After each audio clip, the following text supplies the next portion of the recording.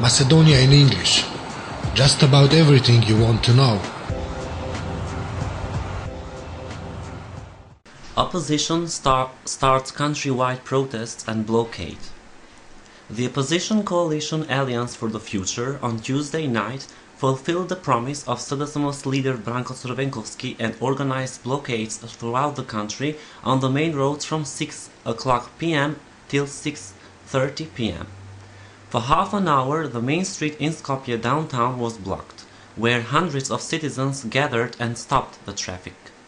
The blockade in Skopje brought together the leadership of SDSM and the parties of the coalition Alliance of the Future. Similar protests organized by the opposition at the same time were held in Strumica, Ohrid and Bitola. Bitola's TV channel Terra announced that the protest of the opposition took place at one of the crossroads in Bitola near the place Grozd. Crvenkovski announced that everyday activists of the opposition will block the main crossroads for half an hour, and on Saturday evening he announced a protest in front of VMRO DPMNE's headquarters in Skopje. SDSM announces civil resistance and disobedience. SDSM announced it would organize and back any form of civil resistance and disobedience because, as the party claims, Macedonia's constitution and democracy became victims of a typical premeditated murder. We will organize and back any form of rallies, protests and roadblocks. We will announce several of these activities in advance, while that will understandably not be the case with the other ones, SDSM leader Branko Crvenkovski stressed. The party launched the activities immediately, with the roadblock in Skopje taking place from 6 p.m. to 6:30 p.m. at Rekord in Skopje. The roadblock will last until Friday night. At 12 o'clock p.m. on Saturday, we will organize a protest outside VMRO DPMNE's main headquarters in Skopje. That is a logical location, considering that this party usurped the country and made it a party police state, Crvenkovski added. According to the SDSM leader, his party's final goal is to bring back democracy and constitutional order. Prime Minister Gruevski critical of SDSM leader comments and actions. Prime Minister Nikola Gruevski stated that Branko Crvenkovski continues to act like Gaddafi, adding that the SDSM leader lives in his own world with a serious amount of altruism, in a world where he believes that all citizens back him and that he should come to power by force. He did not present demands today. The only thing he wants to do is come to power, and that he will do it by force, blockades, blackmails, gathering people, making the atmosphere more heated, turning people against each other, unrests and any problems he tried to cause even yesterday, when he tried to enter parliament and violently take it, Gruevski said. According to the VMRO DPMNE leader, Crvenkovski has been directly involved in all events that have harmed Macedonia's reputation over the past years. The Prime Minister urged that SDSM members comprehend the situation in which their leader is taking them. He is saying clearly that he will use force to return to power if there is no other way, Gruevski stressed. The Prime Minister also accused the SDSM leader of not being interested in the image of the country, the people and the course of the democratic processes in the future. He is also not interested in whether the people support him, whether someone gets killed or loses their lives in such confrontations that are being announced, whether someone gets hurt. He is not interested in absolutely anything, Gruevski underlined.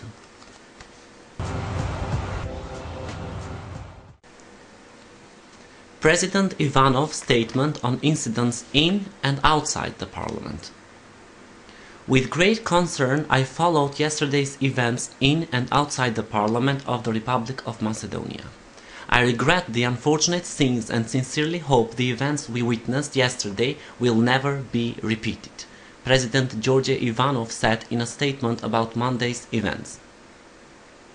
Yesterday, we witnessed the concerns expressed in my annual address.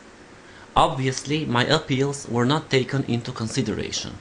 The entire society cannot be held hostage to their irresponsible behavior.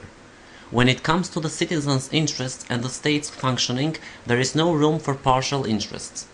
In a democracy, there may be political friends and political enemies, but the political actors should not be seen through the prism of foes. Citizens expect solutions, not problems. However, solutions must be found in the state institutions by those elected for this purpose. It is unacceptable in the third decade of our independence to witness violence directed towards democratic institutions and the constitutional order. I particularly regret the unpleasant scenes with media representatives.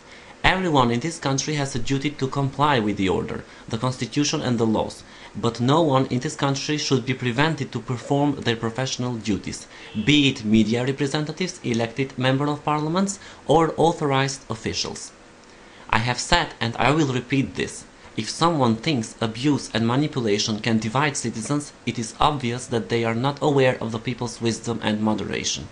Citizens expect welfare and prosperity. There is a lot of work both within the country and in terms of the Euro-Atlantic integration.